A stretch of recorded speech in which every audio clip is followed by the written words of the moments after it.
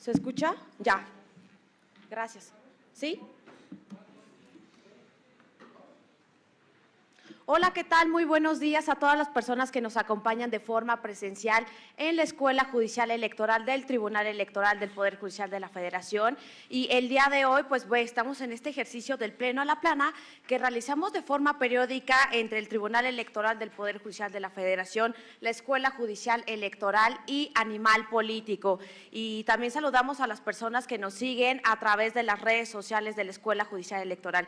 Y el día de hoy, pues, Día Naranja, vamos a platicar de un tema que ha sido muy mediático, muy importante y que debemos seguir en este contexto de proceso electoral, pero también dentro del Poder Judicial Federal, que es la independencia judicial. Y para este tema tan importante tenemos integrando esta mesa con extraordinarias personas talentosas en la materia, como el magistrado Felipe de la Mata Pizaña, que es el magistrado de la Sala Superior del Tribunal Electoral del Poder Judicial de la Federación.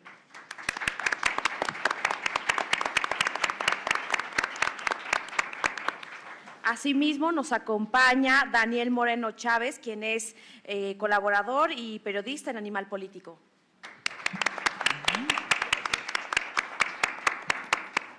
También está con nosotros Fabiola Martínez Ramírez, quien es integrante en el Tecnológico de Monterrey.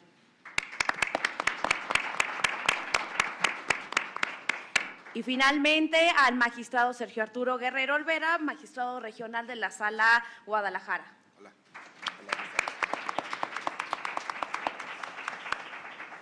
Y pues bueno, el tema de la independencia del Poder Judicial pues es un tema que hemos estado viendo de forma mediática, sobre todo por el tema de la división de poderes, la garantía de esta independencia judicial, los fines de este principio y cómo es que ha sido esta división tan flexible y tan importante en México, cómo están estos parámetros, estos límites y también qué debemos entender por estos puntos como garantía y también como valor. Pero vamos a dar el uso de la voz al magistrado Felipe de la Mata Pizaña por 10 minutos para arrancar con este tema de independencia judicial. Gracias, Jessy. Voy a poner algunas ideas sobre la mesa en torno a la cuestión de la independencia judicial. En estas épocas de alta polarización, donde prácticamente pareciera un fenómeno mundial, si nos damos cuenta en el discurso político contemporáneo, pareciera que no hay lugar para los tonos grises. Vamos del blanco al negro y de regreso. El tema de la independencia judicial tiene que ser analizado primero y antes que otra cosa, vamos a decirlo, con serenidad. Porque últimamente el fenómeno que yo voy descubriendo, como si se tratara de un partido de fútbol, es que un juez es de un equipo o de otro equipo, dependiendo el gol que anule. No nos damos cuenta que al final del día esta falta de serenidad lo que termina haciendo es debilitando a las propias instituciones. Que por otro lado, eso es lo que me parece buscan las personas que pretenden, vamos a decirlo, polarizar a las partes políticas. Por ejemplo, tratándose del Tribunal Electoral, esto se nota constantemente. El tribunal es de la oposición o es del gobierno, dependiendo la semana. Ahora, y esto lo hemos vivido todos los que llevamos en esta materia en los últimos años. Últimos, me refiero a los últimos de 7 años y medio, en donde, pues dependiendo el mes, estamos, según algunos sectores de opinión pública, en un lado o en el otro, dependiendo de la última sentencia. Un tribunal electoral no puede ser ni oficialista ni de la oposición. Esto es importante hacerlo notar. No debe estar con el gobierno, pero tampoco es su papel ser opositor. El Tribunal Electoral tiene que impartir justicia, es corte de constitucionalidad. Y más allá de los gritos que influyen, que pretenden dar los actores políticos, el tribunal tiene que hacer lo que le toca de acuerdo a su papel constitucional. Esto es cada día más difícil, lo tenemos que reconocer, porque son tantos los gritos que termina también, vamos a decirlo, perdiéndose, no estoy diciendo que en todos los casos ni circunstancias, pero también la serenidad. El tribunal no puede ser oposición, ni puede estar, vamos a decirlo así, cooptado por un grupo de políticos de la oposición. Tampoco puede estar cooptado por el gobierno. Y me parece que hemos demostrado que ninguna de esas dos cuestiones sucede en el tribunal. Ahora, claro, los actores políticos no tienen altura de miras. Lo que hacen inmediatamente, en lugar de, vamos a decirlo, decir, chin, no pude capturar al tribunal, es salir a gritar, está capturado por el enemigo. No, en realidad no. Vamos a decirlo, el problema es que no se cedieron, una y otra vez no se ha cedido a las presiones de captura, lo cual no significa, cabe decir, y eso lo platicábamos hace unos momentos, que en algún momento esto no pueda acontecer. No creo que en la integración actual, porque ya hemos demostrado que ni de un lado ni del otro, pero que no pueda acontecer en otra ocasión, porque los justiciables, las partes, los políticos, lo voy a decir una y otra vez, no buscan justicia, lo que buscan es ganar, ser los dueños del balón. Y los políticos no les interesa hacer el bien, perdón que lo diga, es más que es evidente. Lo que desean es ¿qué? Ser poderosos. Yo en mis clases siempre les digo a mis alumnos que político al poder es lo mismo que avaro al dinero, es igual. Un avaro no comparte el dinero, un avaro ve que alguien tiene dinero y trata de quedarse con el dinero, pues es igual con el poder. ¿De acuerdo? No comparten el poder y si pueden ver que alguien más tiene poder, se lo tratan de arrebatar. Ya está. El poder para ellos es lo más valioso que existe y están dispuestos a hacer lo que sea por el poder. Y esto, perdón que lo haga notar, habla respecto de los políticos de oposición como de los políticos del gobierno. Es tan claro como eso. Pues es la misma naturaleza. En los últimos meses, además, hemos tenido unas iniciativas, pues, que para sorpresa mía, lo voy a decir así, son, creo, en algunos casos bien populares. En algunas encuestas he visto que la gente está muy de acuerdo con estos puntos de vista. A mí me sorprende, por ejemplo, que los jueces sean electos por votación popular. Pocas ideas me parecen tan malas, lo digo con mucha sinceridad, de verdad. No se me ocurre más que una palabra que decir, idea pésima, pésima, pésima. La peor que se me puede escoger, pueda yo escoger, es esa. Los jueces tienen que ser personas técnicas, tienen que ser personas, vamos a decirlo así, que resuelvan los conflictos conforme a derecho y para eso tienen que conocerlo. Ahora, si son personas electas por el pueblo, lo que va a terminar pasando es que vamos a tener jueces guapos, bueno, tienen cosas buenas, ¿verdad? Jueces guapos, inteligentes, simpáticos, que bailen bien, que cuenten buenos chistes.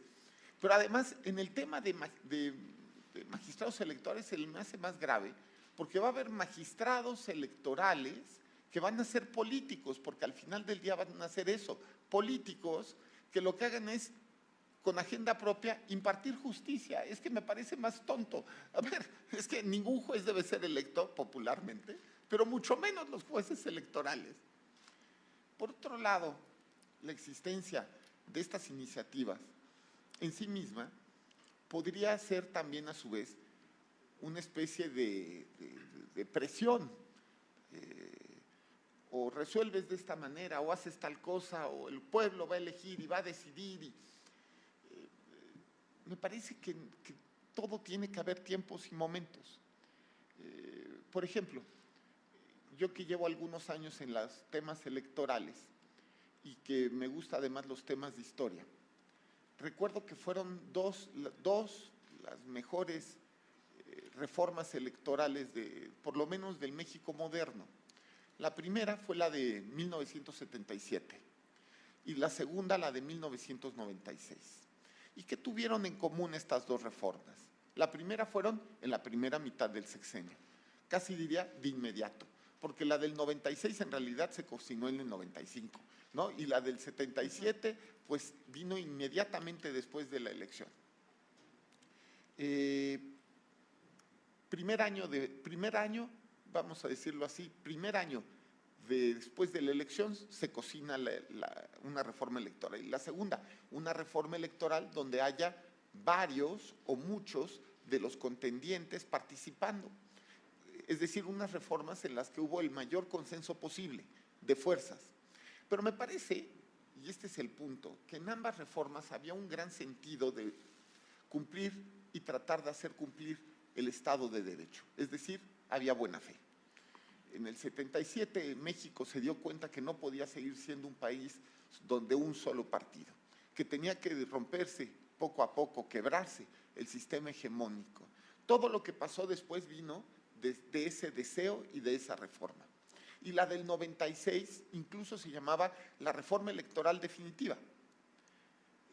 Me parece que los jueces electorales y los jueces en general sean independientes es la base de la división de poderes y que puedan llevar a cabo el control del poder. El poder en sí mismo es irracional. El poder en sí mismo se refiere a la fuerza. Lo que le da sentido constitucional y racional es lo que hacen los jueces, su chamba. Pero antes que eso, para poderlo hacer, tienen que ser independientes, más allá de cualquier otra circunstancia. En fin, yo creo que yo ya me tardé mis 10 minutitos, entonces ahorita lo dejaría. Gracias, Jessy. Muchas gracias, magistrado. Y pues bueno, justamente nos invita a la reflexión sobre los límites a esta independencia judicial, el tema de las reformas constitucionales que fueron tan contundentes del 94, del 96 y del 99, y sobre todo el tema de la selección, del nombramiento, la adscripción, la remuneración, la responsabilidad y la estabilidad laboral de los integrantes del Poder Judicial Federal. Pero vamos a ceder el uso de la voz a nuestra querida Fabiola Martínez Ramírez, igual por 10 minutos. Muchas gracias. Muchas gracias, Jessica. Pues saludo con mucho gusto a todas, todos. Gracias por la generosidad en esta invitación. Gracias, magistrado, y por supuesto a quienes también me acompañan aquí en la mesa. Me parece que es un tema no solamente importante, sino también de oportunidad. Y al igual que el magistrado, pues solamente tocaré algunos puntos en torno pues a esta mesa para que podamos discutir. A mí me parece que creo que estamos transitando de una manera importante en el concepto de la democracia tradicional, ¿no? Siempre pensamos en esta idea del gobierno y de las propias instituciones públicas bajo la idea de que es el buen gobierno en el que participan todas y todos, especialmente es un gobierno de mayorías, y creo que este es el contexto en el cual se debe discutir el tema de la independencia judicial, ¿no? Creo que el tránsito hacia el que se conduce justamente la democracia es entenderlo desde el concepto de los derechos humanos, ¿no? Hay un binomio indisoluble que es democracia y derechos humanos, y creo que este es el presupuesto principal para el ejercicio de los mismos. En este sentido, pues la independencia judicial cobra especial relevancia para el concepto de la democracia y tiene dos vertientes de análisis, una individual y una institucional, que se refiere al Poder Judicial como institución. En el plano individual, pues ya lo han mencionado, hay varias garantías. El Estado de Derecho debe proveer de estas garantías para que las y los jueces puedan ejercer sus funciones en este ámbito, digamos, de seguridad, de estabilidad, la inamovilidad, es decir, a las y los jueces solo se les puede remover por causas de incompetencia o por procedimientos disciplinarios en donde también se debe garantizar pues el debido proceso. Y esto pues me parece relevante. Hay un caso interesantísimo que se presenta en la Corte Interamericana, el caso López Lón, en 2009, que es un caso contra Honduras, donde pues a los jueces se les destituye porque actúan de forma independiente, de forma individual, para salvaguardar este concepto del que he hablado, que es la democracia, ¿no? Y entonces, pues como hay un golpe de Estado, pues a estas personas que ejercen esta función judicial, pues se les remueve de su cargo, ¿no? Años después, cuando la Corte Interamericana discute sobre este concepto, pues arroja dos elementos que a mí me parecen valiosísimos. Es primero, las y los jueces también tienen la posibilidad de defender la democracia, sobre todo en contextos tan complejos como el que vivía el caso de Honduras, ¿no? Y segundo, pues arroja también elementos que nutren a este concepto de la independencia judicial. Implica que a título individual, las y los jueces deben contar con garantías mínimas que permitan ejercer sus funciones, ¿no? Y que esto, pues desde luego, provee de un marco importante de decisión porque resuelven asuntos en los cuales también está involucrado el Estado, ¿no? Y en ese sentido, pues cuando resuelven estas controversias, pues deben tener estas garantías mínimas que les permitan resolver como un buen árbitro, ¿no? Con este concepto de la neutralidad. Segundo, pues hay una dimensión importante también que discutir en la independencia judicial, que es la dimensión colectiva de la propia institución. Allí, pues habrá que desarrollar elementos importantes como son los procesos de selección, de designación de jueces y magistrados, que estos no solamente otorgan legitimidad, sino que también coadyuvan a que esta independencia judicial pues se materialice. Tercero, pues implica que también haya canales institucionales. Coincido en que el árbitro pues no toma partido, justamente esa es la garantía que hay para la propia institución, pero también para las y los ciudadanos que someten sus controversias a ese filtro. Entonces, pues creo que hay una tarea importante, ¿no? que hay que discutir, sobre todo en modelos tan complejos donde pareciera que el espacio de discusión es ínfimo o hay una línea de trabajo entre los poderes en esta vertiente que sobre todo se desarrolla en el siglo XIX, donde se habla de la división de poderes. Pues creo que la intención no era que fuera una división tajante, sino más bien algo que ya se ha discutido en la mesa, que es el control del poder, ¿no? Y que sobre todo va encaminada pues a un equilibrio en las funciones, pero de ninguna forma esto significa pues necesariamente una rivalidad, ¿no?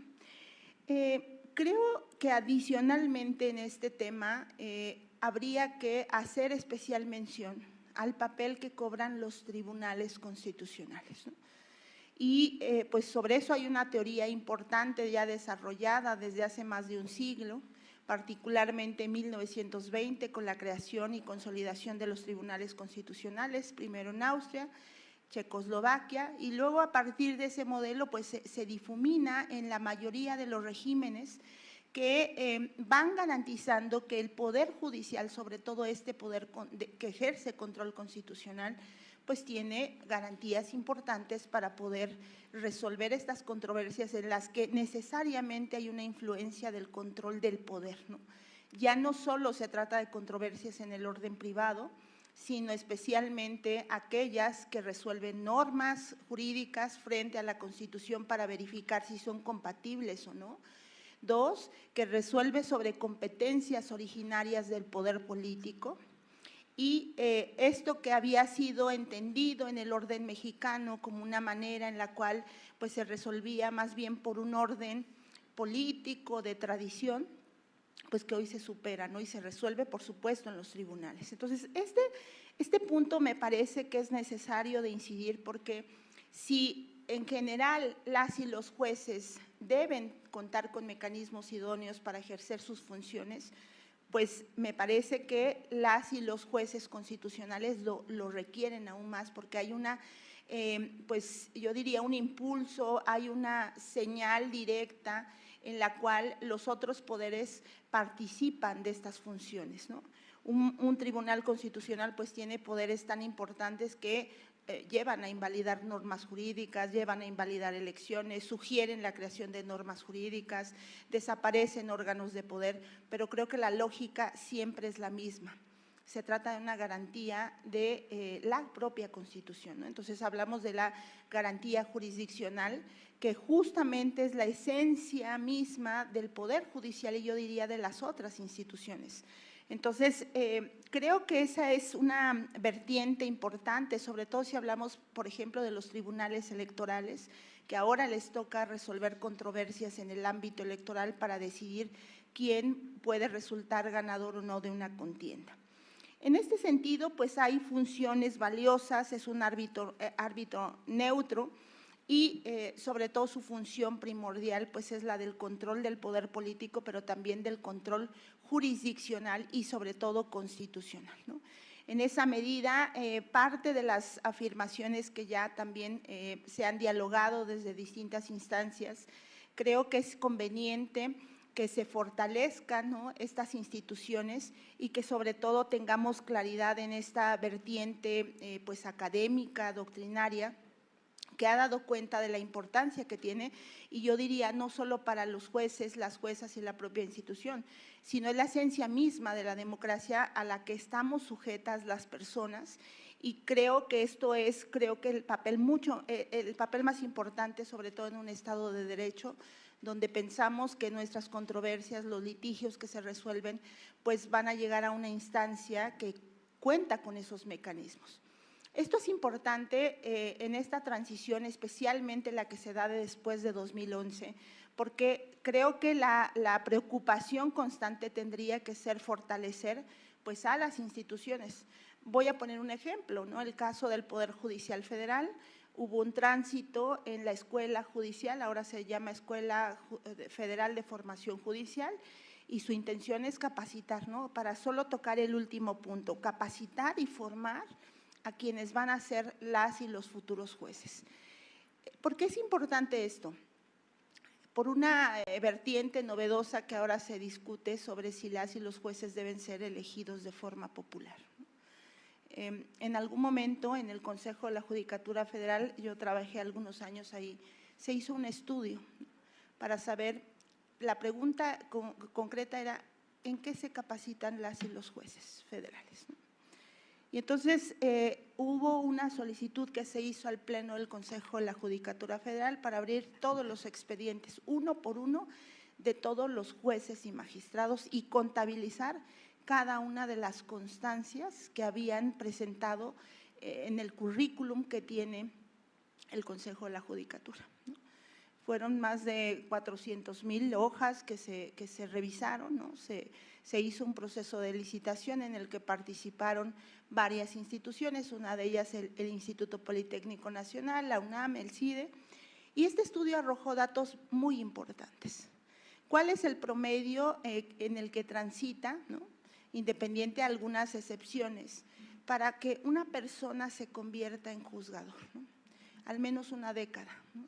Entre todo el proceso de la carrera judicial, al menos una década. La regla general, además, es que todas y todos son licenciados y licenciadas en Derecho, y hay una altísima capacitación, ¿no?, de las y los jueces. A partir de 2008, la principal área de capacitación son en la materia penal, y se entiende justamente por la reforma que se da en materia penal, pero después de 2011 la principal capacitación que se da para juezas y jueces federales es en materia de derechos humanos. Si nosotros pudiéramos dar respuesta a si están o no capacitados, creo que es más que obvio, es un poder altísimamente capacitado, y creo que pensarlo en términos de un proceso de selección y designación diferente, pues sería desde luego muy arriesgado para esta independencia judicial. Por el momento serían solo esos elementos para no abusar del tiempo. Gracias.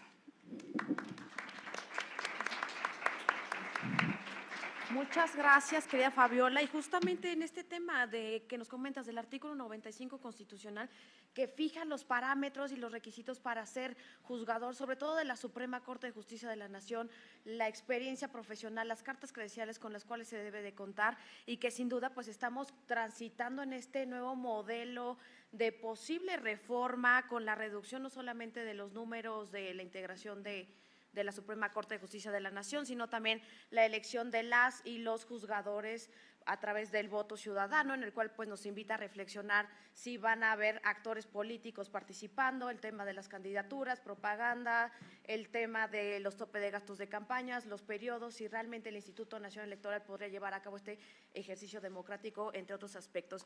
Pero bueno, vamos a seguir con este ejercicio y cedo el uso de la voz igualmente hasta por 10 minutos a nuestro querido Daniel Moreno de Animal Político.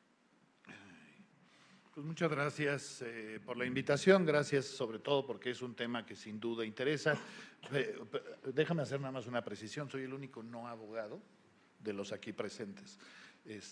No sé si sea bueno o malo, pero es, ¿sí? Y por tanto, no puedo eludir cuando hablamos de independencia judicial, pues hablar de lo que se ve desde afuera, la legitimidad de los procesos del Tribunal Electoral. No me extiendo a la Suprema Corte o a los jueces para incluirlos en Poder Judicial, pero sin duda, insisto, quiero ofrecer nada más la perspectiva desde afuera. Parto de la base, por supuesto, de que hoy estamos bastante lejos de vivir un buen momento para la independencia judicial.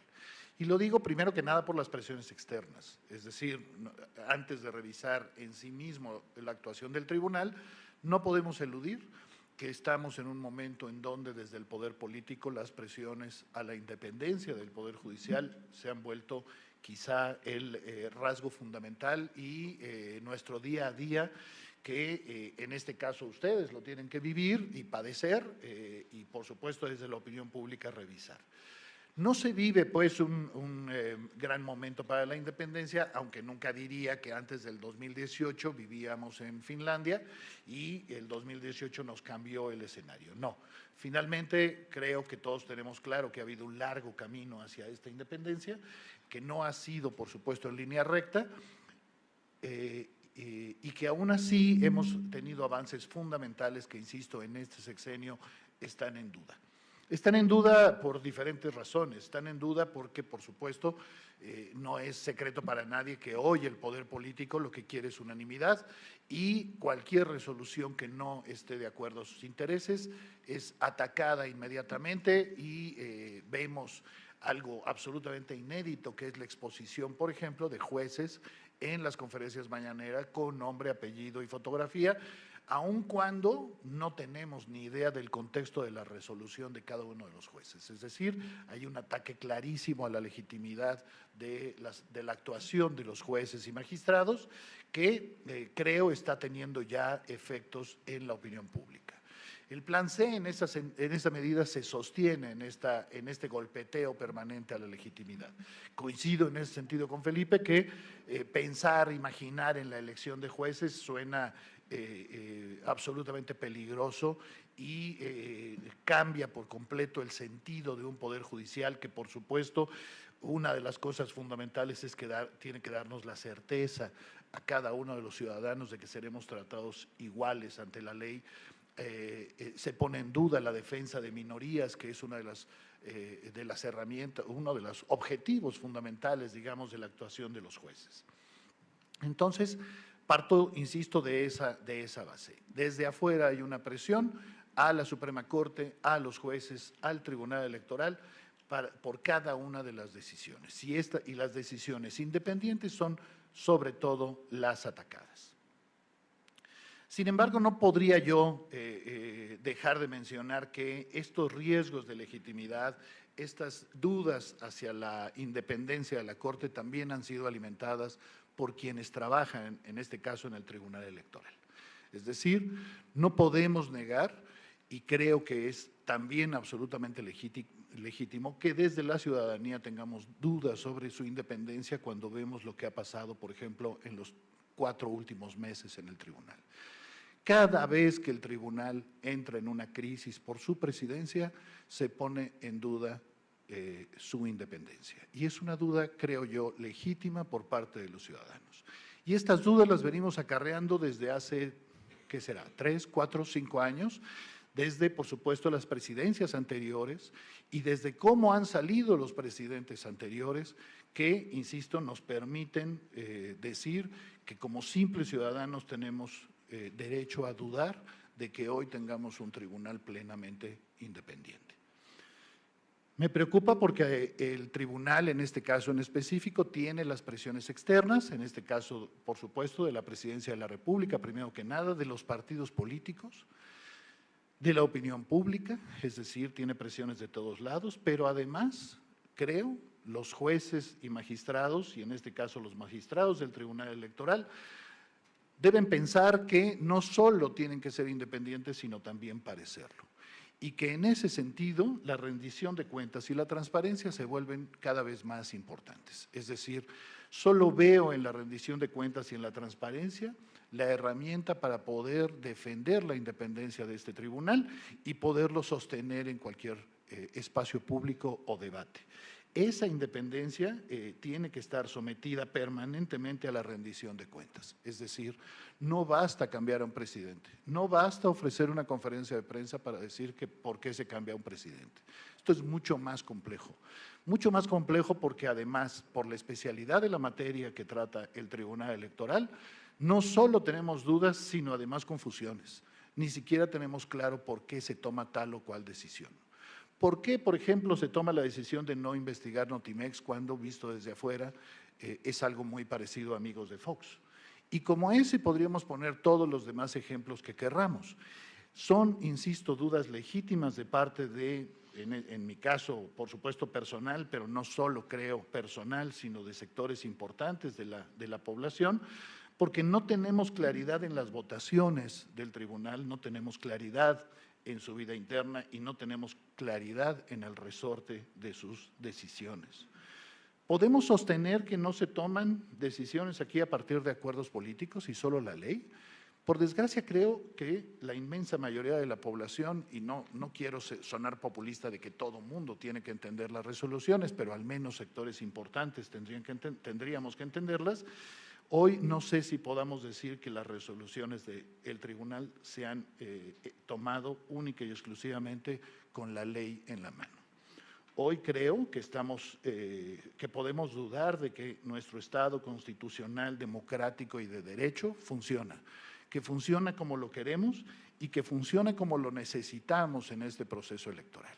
Hace apenas unos minutos platicábamos, antes de entrar acá, sobre lo que es este proceso electoral. Para mí está claro que es un proceso marcado como una elección de Estado y me preocupa que no tenemos ni leyes ni instituciones y quizá tampoco magistrados y consejeros, para también responsabilizar al INE, para frenar esto, para frenar una elección de Estado en donde el presidente de la República nos ha dejado en claro desde hace años que está dispuesto a hacer lo que sea con tal de que gane su partido. Hoy, insisto, lo que vemos son a un Instituto Nacional Electoral y a un tribunal sin las herramientas, pero también quizá, y ese es uno de los temas que pongo sobre la mesa, sin la decisión política de denunciar una elección de Estado y de tratar de frenar una actuación irregular, y repito, fundamentalmente por parte de la Presidencia de la República. Tengo claro también, y coincido en ese sentido con Felipe, que la polarización es un enemigo fundamental de las resoluciones de cualquier juez o magistrado, porque en un escenario polarizado siempre aspiraremos a que la resolución se tome tal cual yo la creo y no abro ni siquiera la posibilidad de que otras resoluciones con las que no coincida hayan sido tomadas con apego a la ley. Sin duda, insisto, la polarización es uno de los daños fundamentales a la percepción de independencia. Pero, repito, solo para terminar en esta primera intervención, estoy convencido de que hace falta de que el Tribunal Electoral fortalezca su rendición de cuentas, su transparencia, su comunicación para que cada uno de nosotros entendamos por qué se toma tal o cual resolución. Para que entendamos si es real o no que hay bloque de 3 contra bloque de 2, si esto se puede documentar en las resoluciones de la vida cotidiana del tribunal, si esto además implica fallo en la aplicación de la ley cuando se toman decisiones básicamente por motivaciones, internas, por grillas internas, para decirlo con toda claridad del tribunal, o por presiones externas. Creo, pues, para terminar, que hoy estamos en un momento complejo para la independencia, complejo por las presiones del poder, pero también, y por eso lo digo aquí, también por la ausencia de resoluciones por los integrantes del mismo tribunal que nos den certeza a los ciudadanos de que están jugando limpio, de que están decidiendo sin presiones y de que están realmente haciendo que en este país se acate la ley. Muchas gracias.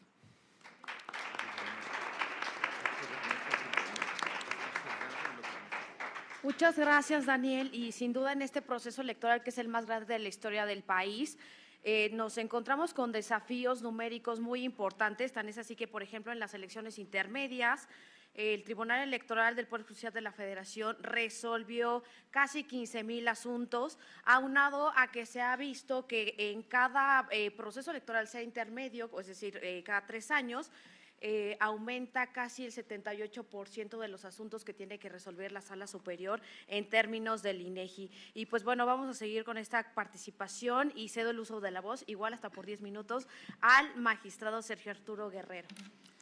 Muchas gracias, Jessica.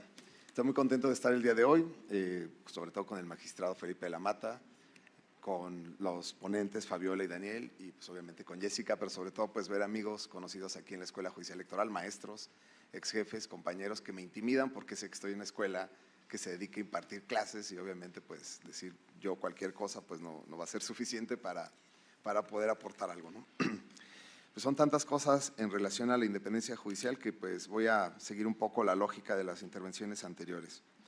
A mí la primera pregunta que me surge acerca de este tema es algo que a los teóricos les ha movido bastante, ¿no? ¿Es la independencia judicial una cuestión moral o es en realidad una cuestión un poco más objetiva? Repito, un poco más objetiva, que es la lealtad al derecho. Si uno lo deja en una cuestión moral, resulta que pues puede ser demasiado subjetiva.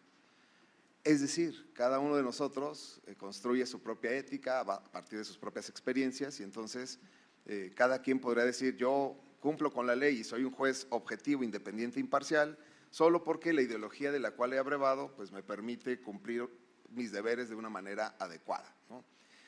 Pero la verdad es que creo yo, como lo han dicho los grandes doctrinarios, que la independencia judicial es algo más que el simple apego a un código moral personal.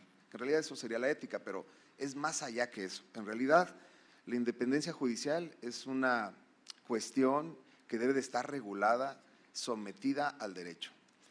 En otras palabras, la independencia judicial debe ser una lealtad más o menos consistente al derecho. ¿Pero qué es eso de ser leal al derecho? Es muy complejo, ¿verdad? En primera, un tribunal tendría que demostrar, como bien lo han señalado aquí, que sus sentencias tienen una lealtad al derecho, es decir, a una consistente asistencia de los métodos de interpretación. ¿Cuántos tribunales de este país podemos decir que siempre eligen los mismos métodos de interpretación o que hermenéuticamente siempre hacen una interpretación consistente? Fíjense que aquí yo me he estado pensando mucho y Felipe ahí ha tenido unas aportaciones muy importantes acerca de la ponderación, la protección de los derechos fundamentales a partir de la ponderación. Y me parece que cuando lo hacen los tribunales de control constitucional, como las salas electorales, pues suena muy bien y nos ha ayudado a hacer grandes aportaciones. Pero la fidelidad al derecho también, poniendo este tipo de ejemplos de la ponderación, nos ha llevado a un cuanto tanto el desapego a la letra de la ley. ¿Esto es bueno o es malo? La verdad es que depende del caso y depende de quién lo haga. En otras palabras, ya tenemos casos de ponderación espuria en la que tal vez otras instituciones se permiten alejarse de la letra de la ley o de la interpretación ortodoxa de la ley para hacer ponderaciones y favorecer, digamos, ciertos sentidos o no. Entonces, parece que la ponderación a la larga también puede ser una deslealtad al derecho. ¿Qué otra cosa implica ser independiente? Bueno, pues la consistencia y la coherencia, es decir, que los tribunales sostengan criterios jurisprudenciales más o menos estables. Es decir, que sus criterios interpretativos perduden en el tiempo y permitan aplicarse a toda la cantidad de casos semejantes sin excepciones. Y aquí hay un dato para Daniel que tal vez sea un dato que sea un contraejemplo asociado a por qué no hay una total inconsistencia en las resoluciones, ¿no?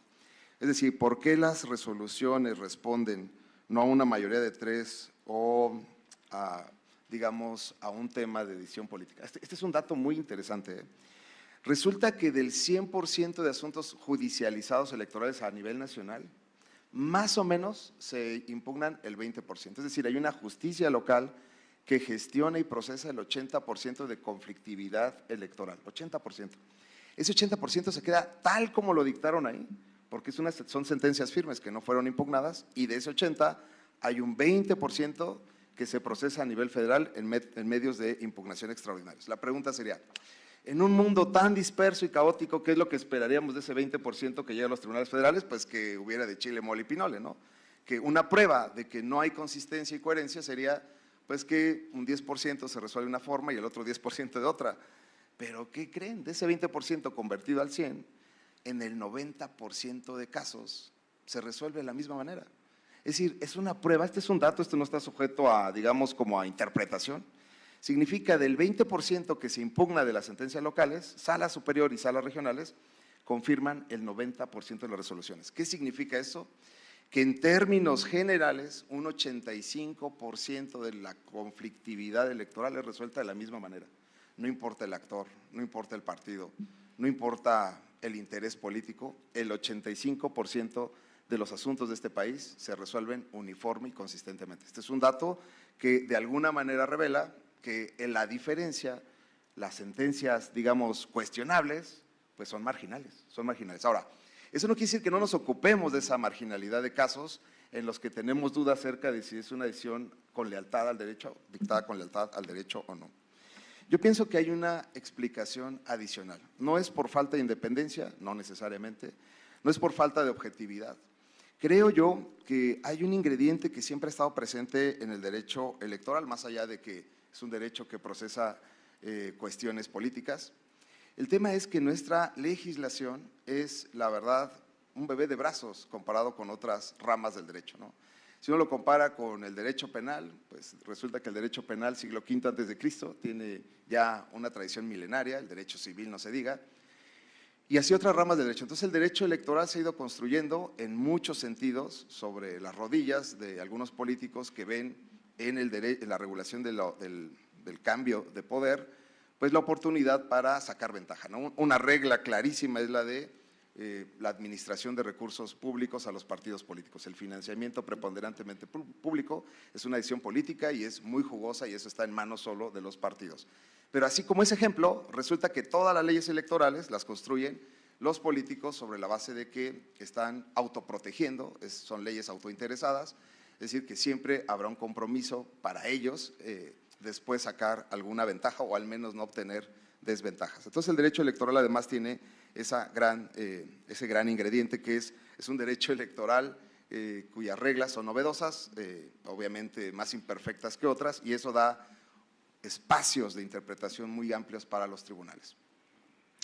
¿Eso es suficiente para decir que los casos marginales se resuelven de una manera distinta?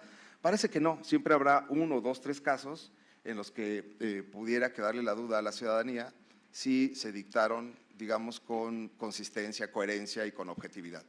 Yo pienso que pues, en esos casos siempre habrá la apertura del tribunal, como lo ha hecho, de hacer observatorios judiciales, aventurarnos a analizar las sentencias, y claramente todavía ahí podríamos hacer un descarte, ¿no? Habrá casos en los que se critican las sentencias porque afectan a los políticos, pero no porque sean dictadas de manera no independiente, ¿no? Me pongo a pensar en ejemplos como el de la paridad horizontal de gobernaturas. A casi ningún partido le gustó, sin embargo, pues su legitimidad está clarísima y gracias a ese tipo de sentencias, pues podemos vivir, digamos, una paridad en gobernaturas. Yo coincido con el magistrado Felipe Lamata, estos temas hay que tomarlos con serenidad y con la diferenciación de que la independencia judicial no se ve igual en los diferentes ámbitos de aplicación del derecho. No es lo mismo la independencia judicial de los tribunales locales electorales versus civiles o familiares, al mismo tiempo que no es lo mismo la independencia de los tribunales, del Tribunal Electoral del Poder Judicial de la Federación frente a otros jueces de amparo, por ejemplo, ¿no? Es una diferenciación que hay que tomarla con serenidad. Coincido también, desde luego, en que no se debe votar a los jueces, es una muy mala idea, ya se ha puesto en práctica y no ha funcionado, no solamente en México, sino en otros países, tal vez Bolivia sea un buen ejemplo de eso, Estados Unidos. Y justamente aquí yo también coincido con algunos teóricos que han señalado que los poderes judiciales son también producto, digamos, de su sistema político, ¿no?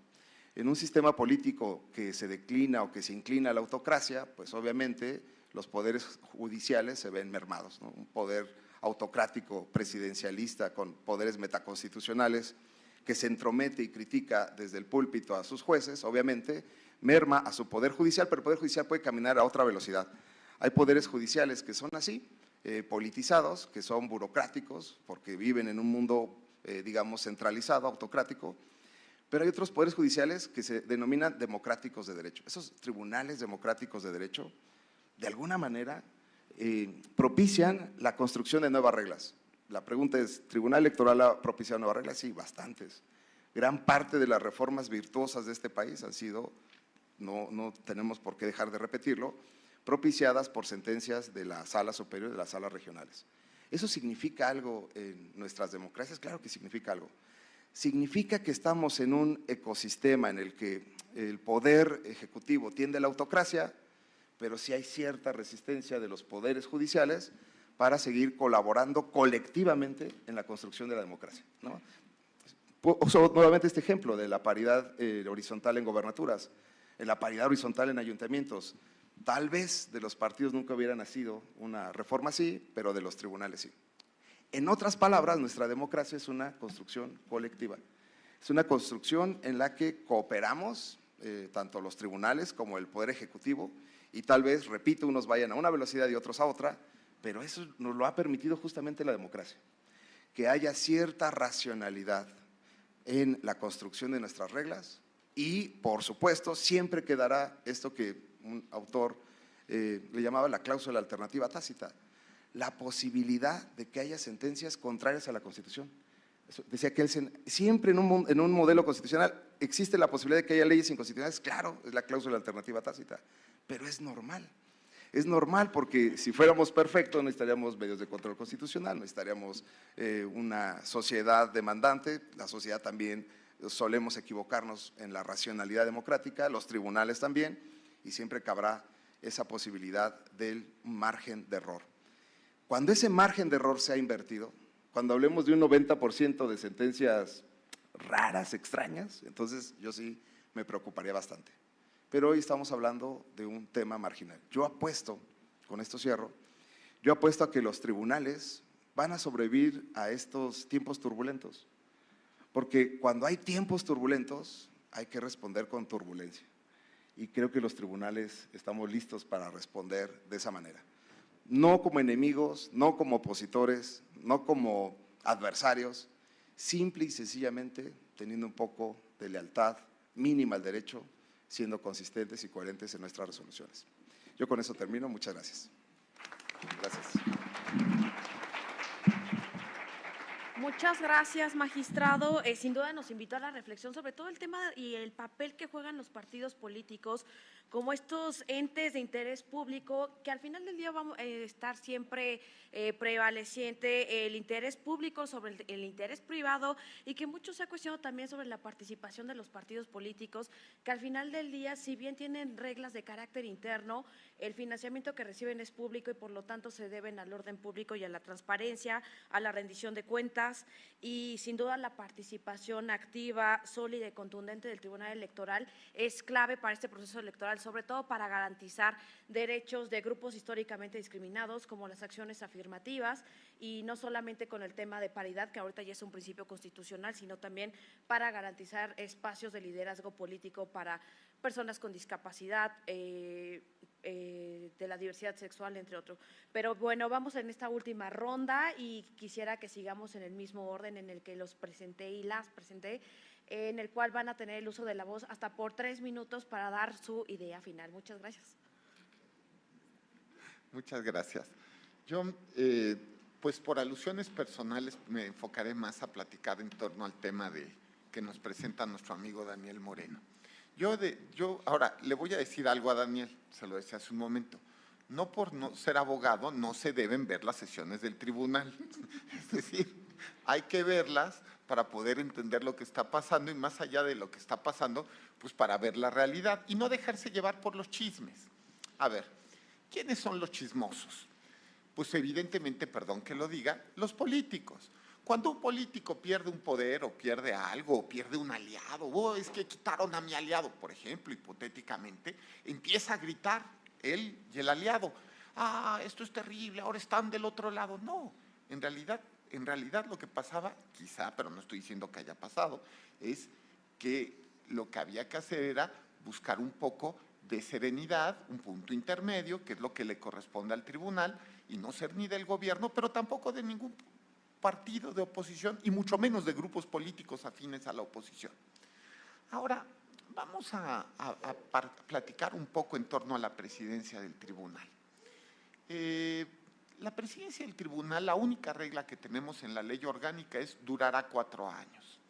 Pero la ley orgánica no nos dice ni en qué casos puede correrse, así de claro, al presidente del tribunal, ni si esto puede reducirse, ni tampoco con cuántos votos se puede hacer, lo cual permite amplias interpretaciones. Amplias interpretaciones que en el año 2021 nos llevó a correr a un presidente del tribunal. Voy a recordar quiénes estábamos en esa corrida de presidente del tribunal. Estábamos la magistrada Yanín, el magistrado Reyes, el magistrado Indalfer, el magistrado Fuentes y yo. Los 5. ¿Y por qué decidimos correrlo? Bueno, lo dijimos en público, pero más allá de eso todo se simplificaba en ya no tienes la mayoría. Una presidencia, para que funcione, pues tiene que tener mayoría. Si no tiene mayoría, no es posible que lleve a cabo sus funciones de presidente, porque es coordinador. Me parece que el primer y principal trabajo de un presidente, no del tribunal, de cualquier órgano, perdón que lo diga, es mantener su mayoría.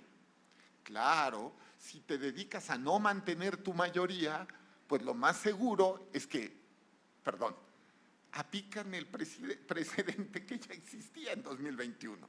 Una de las cosas que hay que hacer es regular el tema, evidentemente. La ley tendrá en su caso que establecer requisitos que hoy día no existen. Ahora, quiero hacer notar que desde 2021, que una mayoría puede remover al presidente del tribunal quedaba más que claro. Ahora, esta remoción, ¿por qué se dio? Pues bueno, pues cuestiones internas nuestras, que nada tiene que ver con políticos, y bueno, o no de manera directa con políticos por parte digamos, de los que removimos al magistrado Reyes, aunque él terminó renunciando solo, cabe decir, no fue removido. Ahora, ¿cuál era la razón fundamental? Ya no tiene mayoría. ¿Tan claro? Ahora, en torno desde ese día y hasta hoy,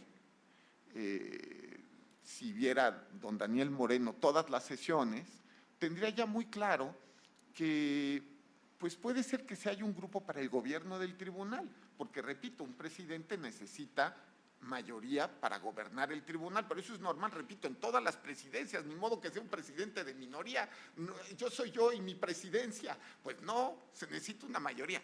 Pero lo que no ha habido ha sido un bloque para las sentencias. Yo los invito a ver las sesiones y se darán cuenta que en todas las sesiones hay sesiones donde se vota de manera diferente.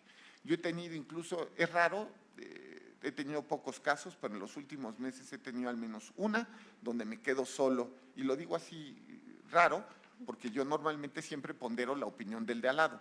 Entonces, no creo tener la verdad, ni considero ser el más inteligente del universo y el único que ve la luz, ni nada de eso, al contrario, soy un hombre lleno de defectos. Entonces me gusta oír al de junto y en una de esas puedo aprender y corrijo, ¿no? Pero bueno, he tenido por lo menos una en la que me quedo, el magistrado Fuentes también, es cosa de seguir las sesiones. Ahora, si alguien me preguntara, veníamos platicando con nuestro amigo Sergio Guerrero sobre la sesión de la semana pasada, pues si algo que tampoco, repito, el tribunal tiene que ser independiente del gobierno, pero también de la oposición. Y cuando digo oposición, digo partidos, pero también grupos de políticos amafiados o despachos jurídicos de la oposición. Eso es igual de importante que ser independiente del gobierno. Ahora, Me parece que la semana pasada, si alguien tiene dudas de si este tribunal responde a los intereses del gobierno, se las despejamos. Y más allá de eso, también tenemos el caso de la megamulta, ¿no? Pero podríamos seguir, es que de verdad, Daniel, hay que ver las sesiones, perdón que lo diga. Y si agarramos un casito por ahí, que puede ser el de San Juana, pues también hay que ver los precedentes. En el caso de San Juana, yo, si recuerdo bien, emití un voto particular donde solamente puse 700 precedentes, si es que recuerdo bien, 700 precedentes donde habíamos hecho exactamente lo que se había hecho en ese caso, que es cuando existe un procedimiento especial sancionador, donde no existe ninguna prueba para hacer la investigación correspondiente. Entonces, se rompe el principio dispositivo que existe en la materia del procedimiento especial sancionador. ¿Qué significa eso? Que los actores tienen que presentar pruebas para llevar a cabo la investigación correspondiente, para que el INE haga la investigación. Si no, se desecha. Yo dejé varios cientos justo para que alguien lo leyera, pero bueno, creo que no. Ahora, finalmente, y lo quiero hacer notar, los grupos son normales, siempre los ha habido. Aquí está mi admirado doctor Galván, lo podrá constatar. Los grupos en el tribunal son normales, siempre los ha habido, yo he estado desde 1997. Para el gobierno del tribunal los grupos son normales. Qué bueno que ahora sean completamente transparentes. Ahora, yo de verdad, nos dice don Daniel, es que tienen que ser más transparentes. A ver, yo ya no entiendo. Yo pongo mis proyectos por internet, en la semana anterior a que se conozcan y los hago públicos. Después, la sesión es pública. Después hago infografías. Después escribo libros del tema. Es que, ¿qué más hago público? Es que, bueno, ¿qué hago? Canciones para cantar la sentencia. Es que, no, o sea, ya no se me ocurre nada. O sea, chistes de sentencia.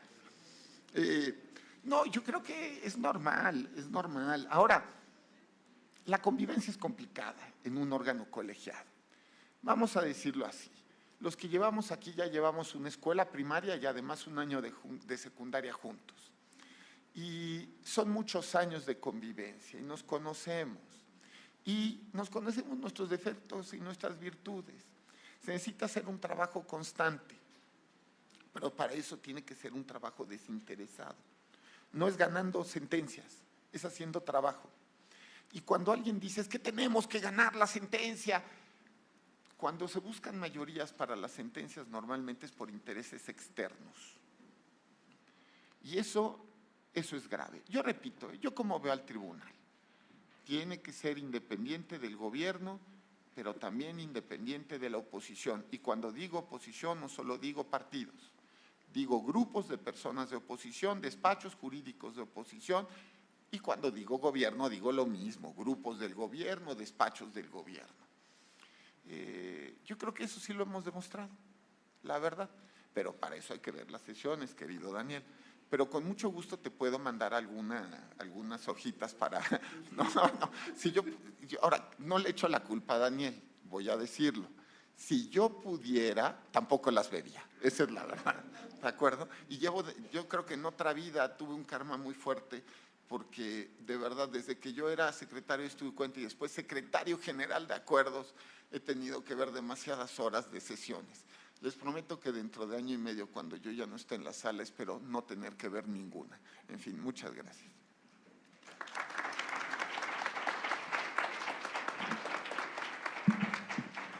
Gracias, magistrado. Y pues bueno, voy a hacer el uso de la voz igual por 3 minutos a Fabiola Martínez para dar la ronda final. Sí, gracias. La verdad es que he disfrutado mucho este diálogo, he aprendido mucho, he tomado muchas notas, pero solo me voy a pronunciar de algunos puntos discutidos en esta mesa, ¿no? Cuando se habla de esta lealtad al derecho, pues pienso que más bien las y los jueces deben una lealtad al derecho, pero en su conjunto, no entendido solo como ley o fuente de derecho por expresión, digamos, última es la ley, porque hacerlo de ese modo sería reducir pues toda la doctrina constitucional que se ha desarrollado en torno a la revisión judicial de la ley. Esto que implica que las y los jueces pueden revisar las normas jurídicas y eso garantiza pues que su contenido esté apegado a la norma constitucional.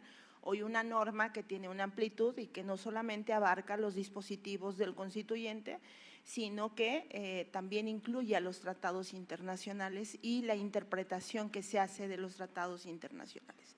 Entonces, me parece que cuando discutimos a la independencia judicial en este sentido de tienes que aplicar de forma irrestricta la ley, es reducir el papel que tiene un poder judicial. El poder judicial en realidad no solo aplica la ley, revisa la ley y puede inaplicarla o en algunos contextos más complejos puede invalidar la ley y esa es una función que no se originó ni siquiera en la reforma de 2011, sino que tiene una amplia doctrina y esto va incluido también para los poderes judiciales constitucionales. El control constitucional en esencia es eso, revisar que la normativa pues sea compatible con este contenido de la Constitución, ¿no? Entonces, de repente hay discusiones que se dicen, es que pues se está extralimitando, por ejemplo, la Corte o se extralimita el poder, el Tribunal Electoral y las salas. Me parece que esa es la función.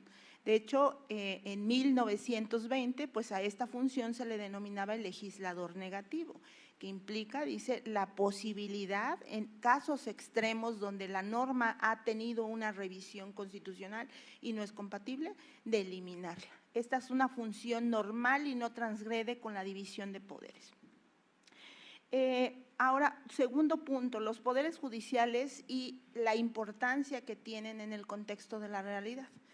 En un mundo, en una sociedad tan compleja como la nuestra, con tantas desigualdades y enormes brechas, pues por supuesto que la tarea que tienen las y los jueces es relevante, porque a través de sus decisiones, pues pueden disminuir esas enormes brechas. Y creo que el ejemplo lo tenemos en esta casa, ¿no? En esta escuela judicial, donde hay muchos impulsos, no solo de acciones afirmativas, sino también de políticas a través de las cuales pues, se reconoce el derecho del voto a las personas privadas de la libertad, el derecho, por ejemplo, a participar de forma paritaria de las mujeres, ¿no?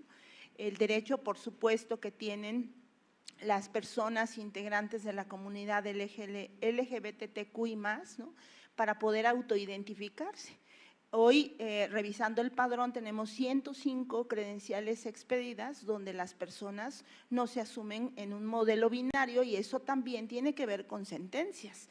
Entonces, significa que el papel que tienen los poderes judiciales pues, es relevante, sobre todo si lo vinculamos con los derechos humanos, ¿no? Hay un diálogo incluso que normalmente se discute si los poderes judiciales hacen política pública, pues formalmente no la hacen, pero sí invitan o yo diría garantizan que los otros órganos de poder la lleven a cabo, ¿no? Sin esta política pública, pues entonces seguiríamos con estas enormes brechas de desigualdad en las que hablamos de una igualdad formal porque se contiene en la ley, porque se reconoce en la norma jurídica, pero esto no es un piso parejo si encontramos las diferencias estructurales que tienen sobre todo grupos desaventajados históricamente, ¿no? Yo solamente cerraría diciendo que cuando hablamos de esta independencia judicial no la debemos dejar de ver en términos de derechos humanos, ¿no? En sí mismo, el tener una independencia judicial coadyuva a la garantía de los derechos humanos, al buen funcionamiento del Estado de Derecho, y esto de ninguna forma debe entenderse como una competencia o una división tajante entre los órganos del poder político, sino tiene que ver con una colaboración permanente y con esta idea genuina de que la función judicial, en el entendido de que es un árbitro no solamente para los entes privados, sino también para los entes públicos, representa pues un conocimiento muy puntual, muy técnico, de mucha capacitación en términos normativos. Y en esa visión creo que hay tareas pendientes, ¿no? Una de esas, y solamente la dejaré como para una reflexión posterior, serían los procesos de selección y designación, sobre todo de quienes integran pues estos tribunales constitucionales que tienen a su cargo pues esta invalidación normativa, esta definición de contenidos de derecho que son tan importantes. Sin esas definiciones no hablaríamos del desarrollo libre de la personalidad, no hablaríamos de sentencias dialógicas en donde las personas pues encontramos que pues a partir de un impulso judicial se pueden reconocer los derechos, estaríamos supeditados a lo que un órgano legislativo tendría que aplicar. Entonces, mi gran conclusión es que la visión de la independencia judicial no es solo el que meramente aplica la ley y tiene que ver con esta idea de la ponderación, sino que hoy es una exigencia llevarlo a cabo y eso creo que nos queda claro si leemos el artículo primero de la Constitución, donde dice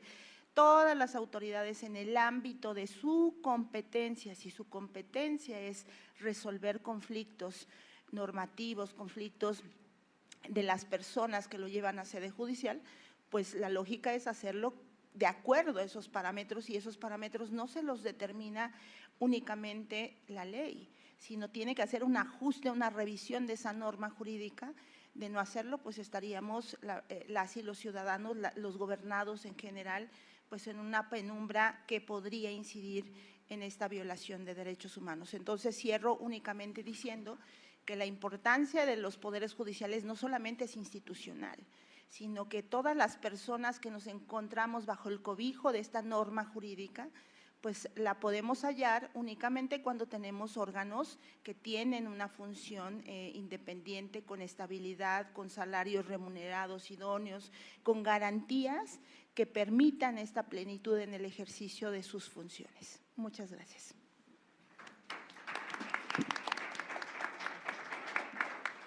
Muchas gracias, querida Fabiola Martínez, y vamos a hacer el uso de la voz por 3 minutos igual a Daniel Moreno Chávez de Animal Político. Gracias. Primero que nada, muchas gracias por los comentarios. Felipe, te prometo buscar una beca para ver las sesiones del tribunal, porque pues uno tiene la desventaja de tener vida, ¿no? De tener que trabajar, ese tipo de cosas horribles. Pero bueno, siempre presumo que solo faltan 200 y cacho de semanas para mi jubilación. Te prometo que una de mis actividades será esa. Pero dando y dando, a ti te tocará buscar una beca para leer los periódicos y hablar con gente que no es clase política, ¿sí? Porque como traté de ser claro, yo no objeto, por supuesto, el que el tribunal decida quién es su presidente. Yo lo que dije claramente es que tenemos derecho de dudar. ¿Y qué significa esto? Bueno, pues cuando tú remueves a los 2 últimos presidentes y uno de los argumentos es ética, pues ¿cómo no voy a dudar? Cuando uno de esos presidentes, que por supuesto lo digo con toda claridad para no estar jugando al secreto, que es José Luis Vargas, estaba cuestionado por sus ingresos, sus relaciones y quién sabe cuántas cosas más, perdón, tengo derecho a dudar. Cuando la sustitución del anterior presidente se dio con la falta de pulcritud que ocurrió en este tribunal, tengo derecho a dudar. ¿Qué es lo que pasó? Lo que pasó es que vimos como simples ciudadanos a magistrados desayunando mientras había un informe. Vimos a una presidenta tomar posesión con 2 que no llegaron. Perdón, ¿qué quieren que piense? Pues tengo derecho a dudar. Por eso dije, es derecho a dudar. Y yo perdón, pero después de las últimas sustituciones, pues dudo. ¿Y por qué dudo? Insisto, porque primero que nada se destituyó a 2 presidentes argumentando ética. ¿Sí? Cuando, y perdón, porque además siempre me pasa que me dicen, no, es que si ves, de cada 100 resoluciones, 90 fueron así. No, espérense, eso es trampa. Tenemos que ver las resoluciones en términos no solo cuantitativos, sino cualitativos. Revisemos las sentencias que importan, pero no me vengan con que hay 300 de tal hacha, porque ya sabemos que el tribunal resuelve muchas cosas de tal hacha. No, tenemos que meternos a revisar con mayor profundidad las cosas. Perdón, Felipe, confundes transparencia con rendición de cuentas. No, el tema no es sacar un tuit padre, aunque lo de las canciones no me parece mala idea, ¿eh? Se trata de explicar las razones, se trata de darnos certeza a los que desde afuera observamos la actuación del tribunal de que las cosas se están haciendo conforme a la ley, nada más, ¿sí? Imaginen ustedes que para tener confianza en el tribunal tengamos que ver las sesiones completas. ¿De veras? Tampoco veo las del Consejo General del INAI, perdóname, también tengo dudas, ¿eh? ¿Sí? El planteamiento es que creo que tenemos hoy que resolver muchos pendientes para fortalecer la independencia del Poder Judicial, no solo del tribunal, sino también de la Corte, y tenemos que repensar desde temas como cómo son electos, por cuánto tiempo son electos, cuáles son los equilibrios internos para que esos equilibrios internos permitan la resolución de controversias sin lo que vimos en diciembre y enero, ¿sí? Eso nos faltan muchas cosas por hacer. Por supuesto, faltan muchas reformas legales que le den al tribunal las herramientas para enfrentar las irregularidades que vemos hoy por hoy en el proceso electoral. Pienso básicamente en los dos grandes temas que para mí son los dos grandes pendientes. Uno es el dinero, es decir, el dinero de las campañas. Todo México sabe que las campañas cuestan mucho más de lo que dicen los topes y sigue siendo un misterio de dónde viene ese dinero. Esto evidentemente no es responsabilidad tuya, Felipe, ¿no? O sea, estamos hablando, insisto, de meternos a repensar la ley. Entonces, ese es un tema. Y el otro tema es qué vamos a hacer para enfrentar la intromisión de un poder que además de todo le vale un cacahuate lo que resuelve el tribunal, ¿eh? Porque también tenemos que asumir que estamos en un momento en donde el presidente de la República pues tranquilamente agarra la resolución del tribunal, se pitorrea de ella en la mañanera, la tira a la basura y vuelve a decir lo mismo, que fue motivo ya de bajar una conferencia de prensa. Entonces, estamos pues en ese momento tan complejo, pero perdón, yo solo insisto y lo hago solo con el ánimo de respetar a la audiencia que pues, me hace el favor de invitarme a dar mi opinión. Mi opinión sigue siendo la misma, aunque vea yo las sesiones del tribunal, Felipe, ¿sí? Pero si yo veo a 3 magistrados desayunando, mientras otros 2 están dando un informe, yo tengo derecho a pensar qué está pasando ahí. Y si luego escuchas a actores políticos decir que fulano, mengana, o sutano, perengano están siendo presionados, pero además están aceptando las presiones, pero además tienen temas privados, pero además tienen temas de su trabajo cotidiano en la corte, en el tribunal, pues me da miedo, ¿sí? Entonces, por eso, solo para recuperar el inicio y con eso cierro. Creo que hoy la polarización daña. Los intentos de autoritarismo dañan la independencia del Poder Judicial, pero también la dañan la actuación cotidiana de sus integrantes. Hay que ser y hay que parecer. Y en ese terreno creo que nos falta trabajar y nos falta que todas las partes asumamos los costos de nuestras decisiones. De veras. Perdón por dudar, después de lo que pasó, después del show que vimos en diciembre y enero. Gracias.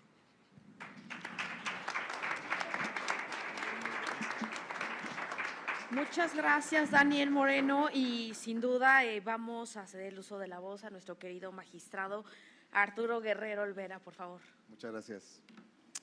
Creo que fui mal interpretado, Fabi, no quiere decir que no. Cuando digo lealtad al derecho, por eso evité usar lealtad a la ley, porque creo que el derecho pues, está construido pues, sobre una pluralidad de fuentes, ¿no?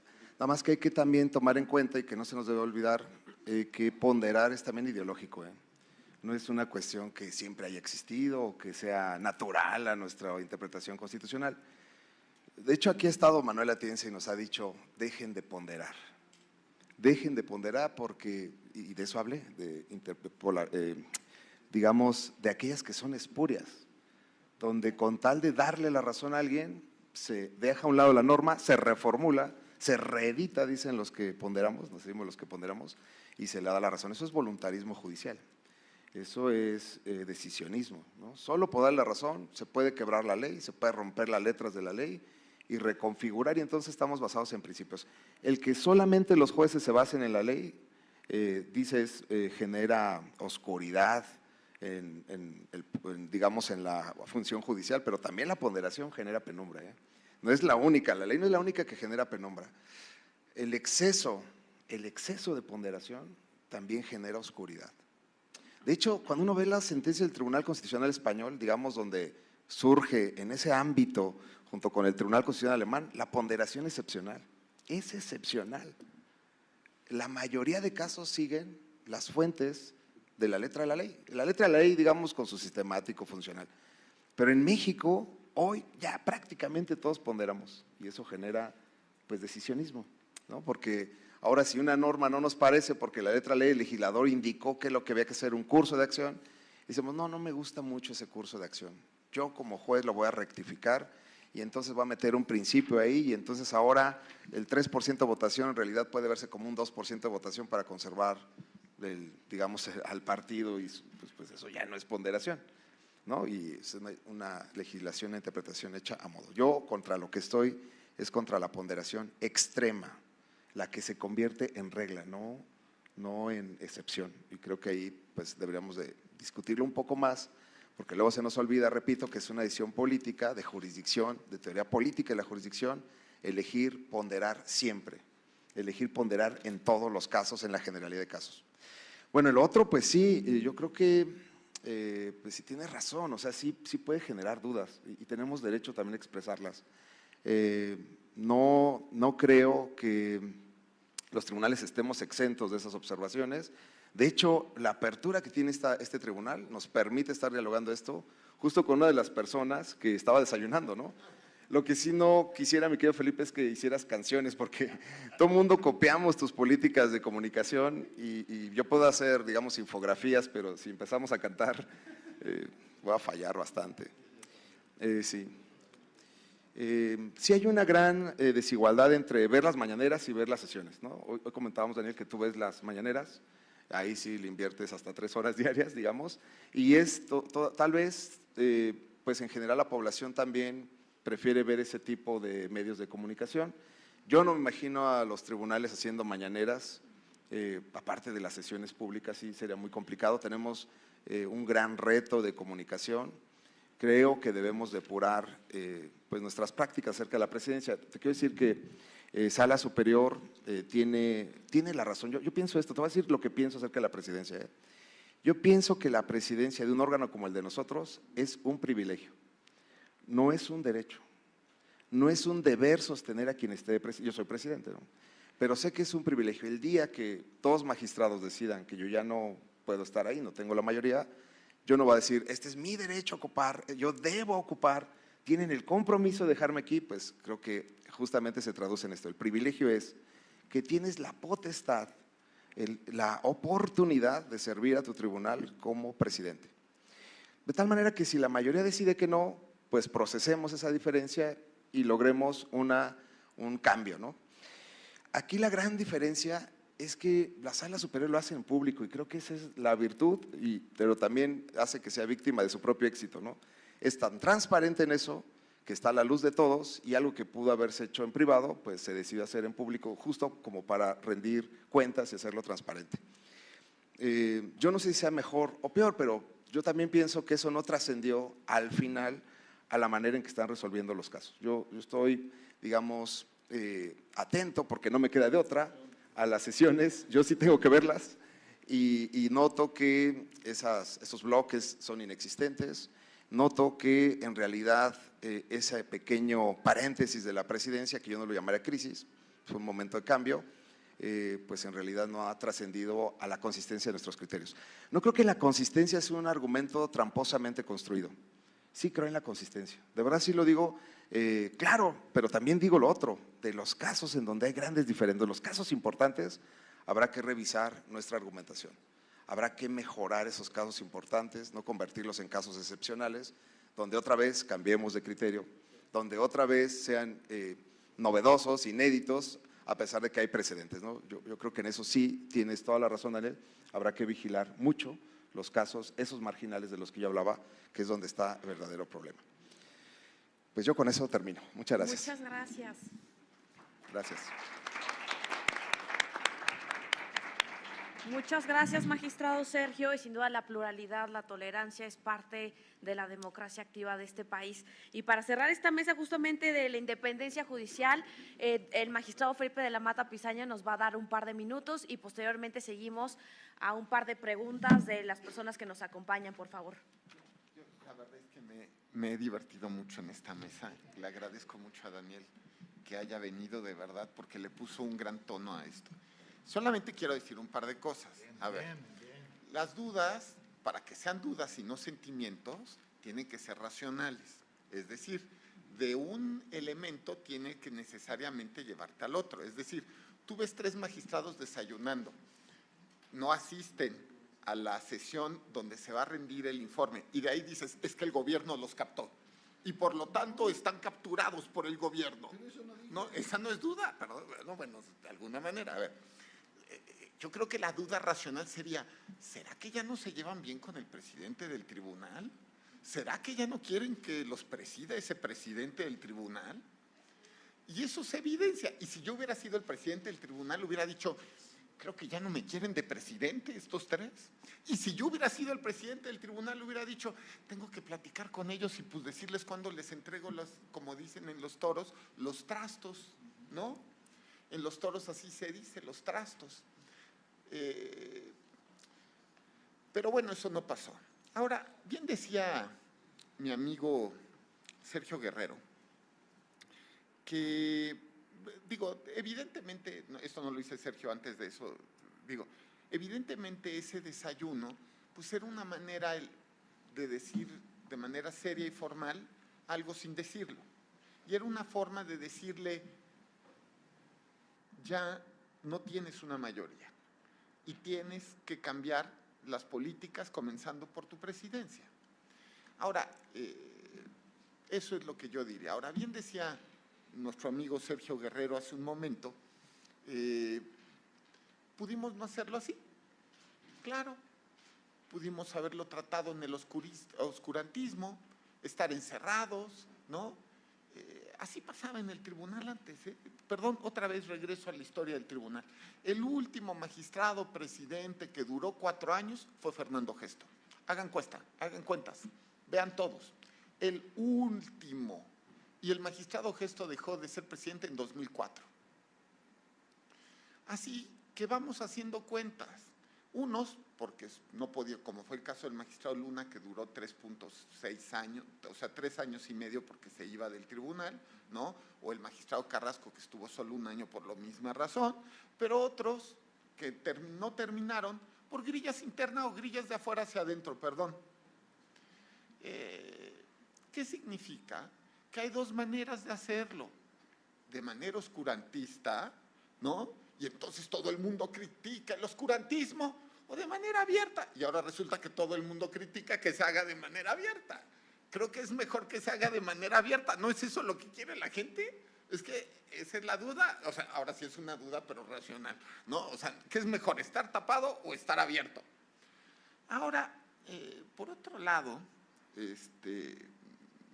estoy de acuerdo con el tema de rendición de cuentas. Lo que pasa es que hay un tema importante. A ver, yo en lo personal he tratado de darle radical transparencia a todo, a todo. Yo me he puesto al 1000 a tratar de darle transparencia a todo.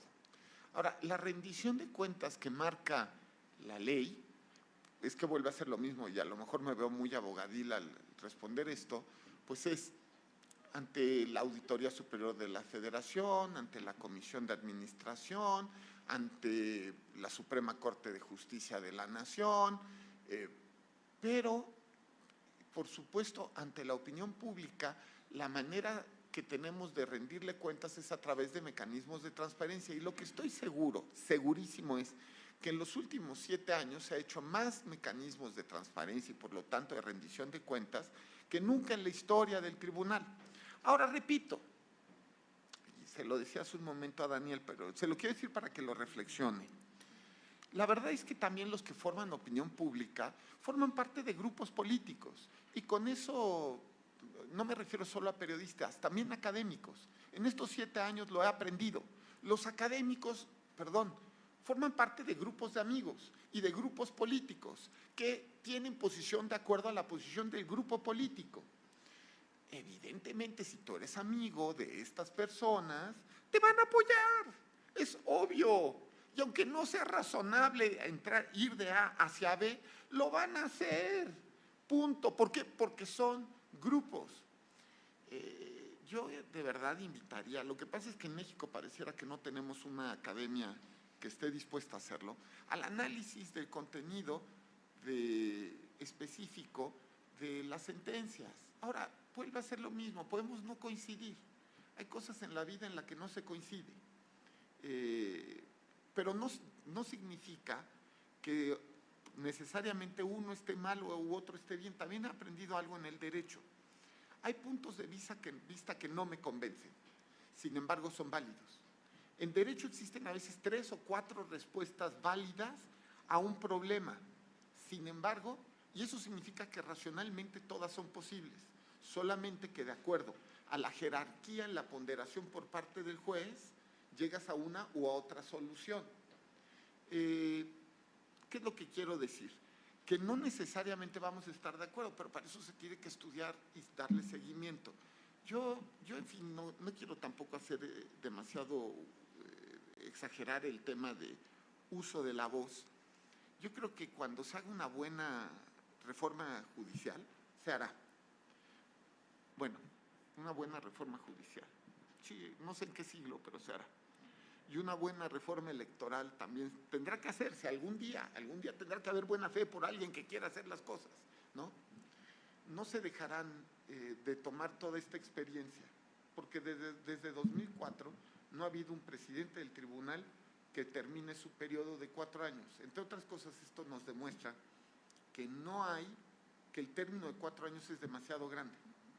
También nos demuestra que tiene que ponerse fórmulas para las cuales pueda, pues con claridad establecerse que tiene que gobernarse con una mayoría, o de plano buscar, y también he escrito artículos del tema, que quizá ya no debe buscarse que la elección del presidente del tribunal sea por designación de sus pares, tampoco impuesta por otro órgano, porque rompería la autonomía judicial.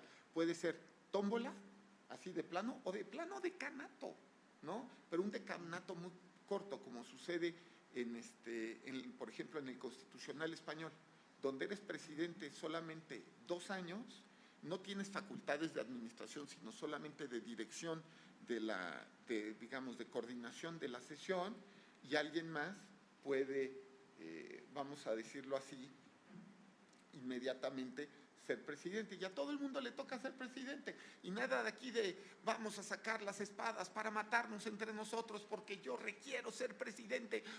Y eso normalmente es inseguridad en la personalidad, la verdad. Pero bueno, yo diría esto, y lo diría, como opinión pública, como opinión de periodista, como opinión de jurista, también tenemos que ver o dejarnos llevar por lo que vemos, no por lo que nos cuentan de chismes. Porque los políticos, en los 7 años y medio, bueno, más, porque en realidad 25 años que llevo en el tribunal, que he tenido que ver con políticos, la verdad es que normalmente los chismes que hacen no lo hacen para hacer lo correcto, lo hacen para que su grupo gane. Y después del grupo el universo gane, porque ellos quieren controlar el universo. Si se puede, 7 universos, así como en Star Wars, ¿no? Así, ya. Los políticos en general no quieren hacer el bien. Y claro, no quieren que les quiten el poder, donde sea. Bueno, yo creo que es muy justo que también Daniel pueda contestar la verdad. Pues con tanto gusto, solamente me hicieron recordar ambos esta frase de Voltaire que me encanta, que dice: podré no estar de acuerdo con lo que dices, pero defenderé hasta la muerte tu derecho a decirlo. Así que adelante, querido Daniel. Chin, estuve a punto de empezar diciendo quítenle el micrófono a Felipe, pero ya me partiste. No quiero neciar, creo que están claras las diferencias, solo diría que en la próxima mesa, Felipe, vamos a pedir que te quiten el iPad para que escuches mis argumentos y no los infieras, ¿sí? Pero bueno, no, porque estás citando mal. A ver, o sea, yo solo insisto, si alguien en el Tribunal Electoral. Dice que la designación de la actual presidenta del tribunal se hizo de manera pulcra, transparente y correcta.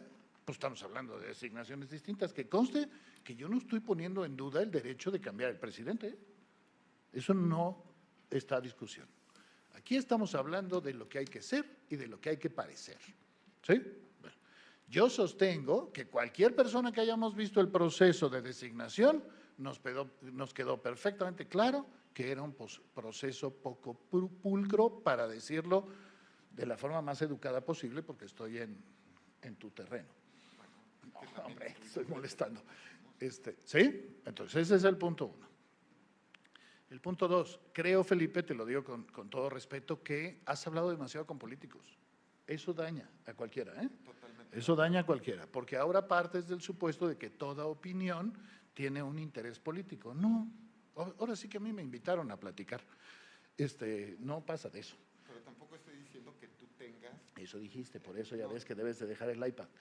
Entonces, el asunto es, yo soy un convencido de que, primero que nada, las elecciones son algo demasiado importante como para dejárselo a candidatos, partidos, consejeros y magistrados. Pues esto tiene que participar la gente y mucho más allá de solo emitir el voto. Estoy convencido de que la rendición de cuentas es útil y que no consiste en cantar canciones con las resoluciones, sino explicarlas. Tiene que sostener sus dichos. Tenemos que a ver, hay un argumento que es, aquí hay un bloque de 3 contra 2. Bueno, pues yo creo que ustedes lo pueden demostrar que no es cierto y se puede documentar. Eso es rendir cuentas, ¿sí? Eso es lo que estoy planteando. Entonces, insisto, mi preocupación básicamente es que lo que hemos visto en el tribunal en los últimos meses nos hace dudar. Bueno, y a lo que hemos visto le sumo, ya lo había comentado, la ausencia de leyes para controlar dinero e intervención básicamente del presidente en las elecciones, pues nos hacen dudar, repito, de que lleguemos a buen puerto en esta elección. Ahora, esto no pasa de ser un tema que, en efecto, se tiene que documentar, se tienen que rendir cuentas y demás. Pero no me pidan que no lo dude cuando, repito, para mí de veras es un tema súper importante subrayarlo. Las 2 últimas remociones de presidentes, la palabra que se utilizó fue ética.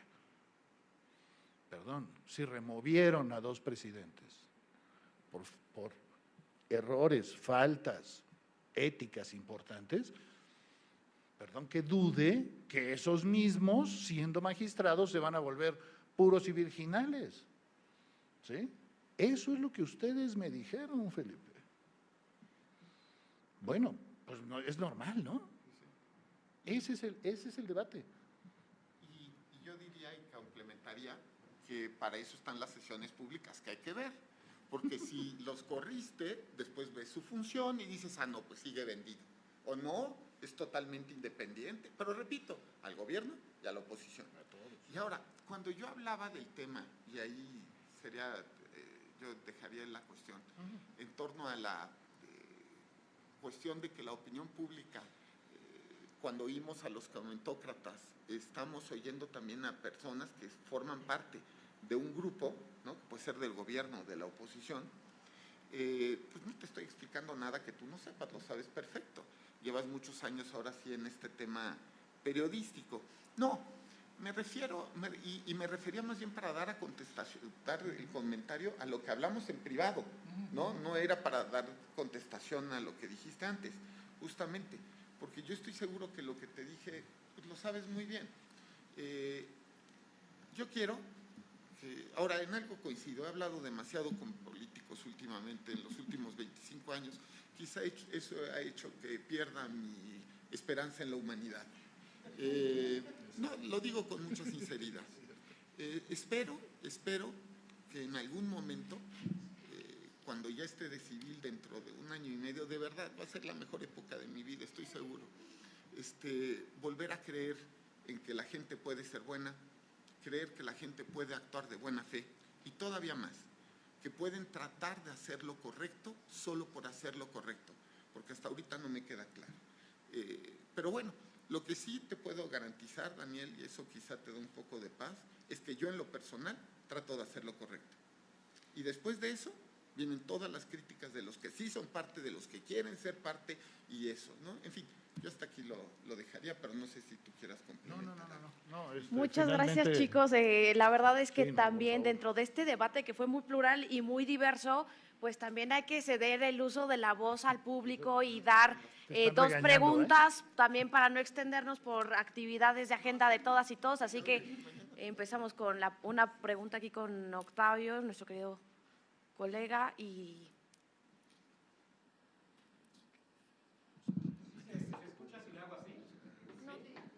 Atendiendo a la sugerencia del magistrado de la Mata, que en un primer momento Daniel aceptó y matizó el magistrado Guerrero, yo diría que tendríamos que buscar al doble P, ¿no? Y que cante, compa, ¿qué le parece ese fallo? El que propuso el magistrado. Bueno, pero ya digo, ojalá, espero que no quieran que yo la grabe.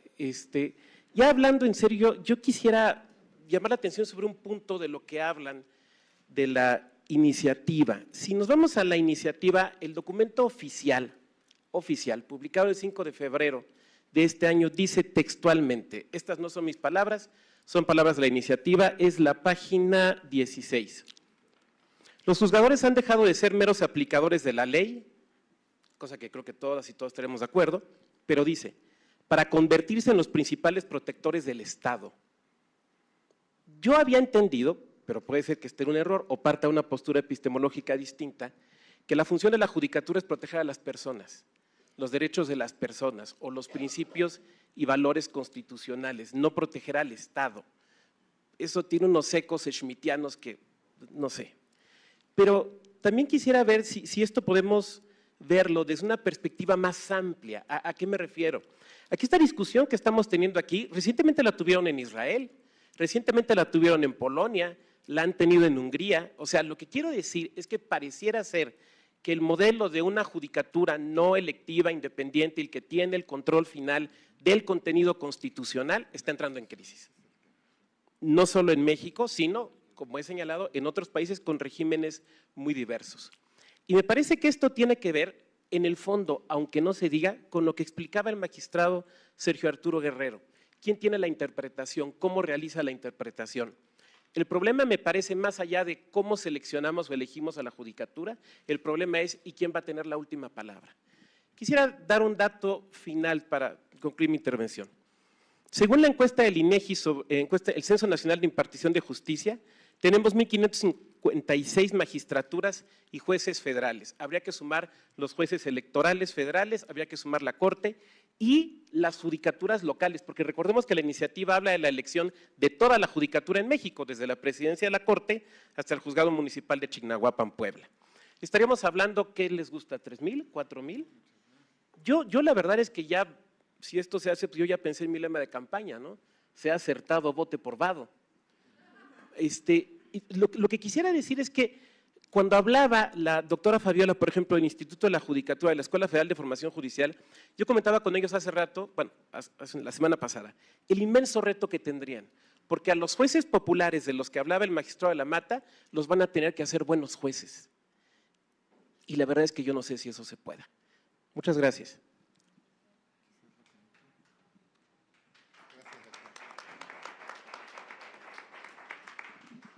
Una pregunta más y cerramos la mesa. Muchas gracias.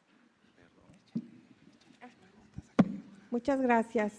Primero agradecer este debate tan interesante, tan divertido. Además, hablando de justicia, puede ser divertida. También decirle al representante de Animal Político, qué padre que pueda tener una vida, porque los que llevamos aquí más de 25 años hemos dejado mucho por trabajar y sacar esto adelante. La pregunta que yo quiero hacerle es sobre un principio que se viene diciendo desde hace mucho tiempo en materia de derecho, y dice, en caso de duda, dudar. Y usted tiene, como usted lo dijo, el derecho a dudar, claro está, de las acciones del tribunal, pero también de los otros poderes. Nosotros, dentro del tribunal, tenemos quizás un conocimiento ya más marcado o técnico sobre los procedimientos y sobre los reglamentos que tiene el tribunal. Pero al igual que usted duda, he encontrado muchísimas personas fuera del tribunal que dudan. ¿Por qué? Pues porque creo que ven más las mañaneras del presidente y se quedan con eso o con lo que dicen los noticieros o los medios de comunicación al respecto sin leer la otra parte. Yo lo que siempre he recomendado es leer la sentencia. Hay infografías, como decía el magistrado, hay infinidad de personas que explican las sentencias y que creo con eso abordaríamos un derecho muy importante que es el derecho a la información. Y creo que si estamos informados de ambos lados de la moneda, podríamos emitir un criterio menos sesgado o más completo sobre la actuación de todas las instituciones electorales.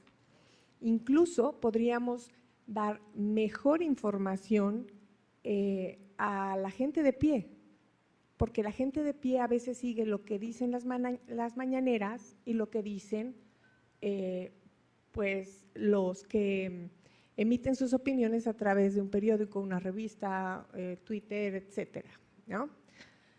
Pero si con eso estamos mal informando, ¿usted cree que eso sería importante como para vulnerar el derecho a la información?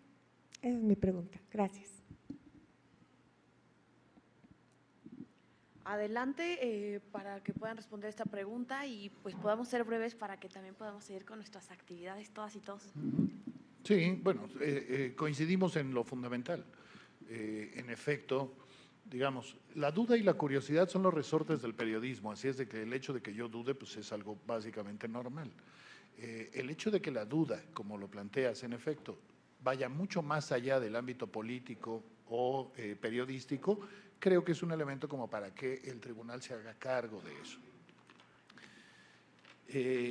Sin duda, creo que el tribunal, y he tenido la oportunidad de venir 2 o 3 veces más aquí a platicar con periodistas o con gente del tribunal mismo, creo que el tribunal es una de las áreas más complejas en ese sentido para comunicarse la información por el nivel de especialidad.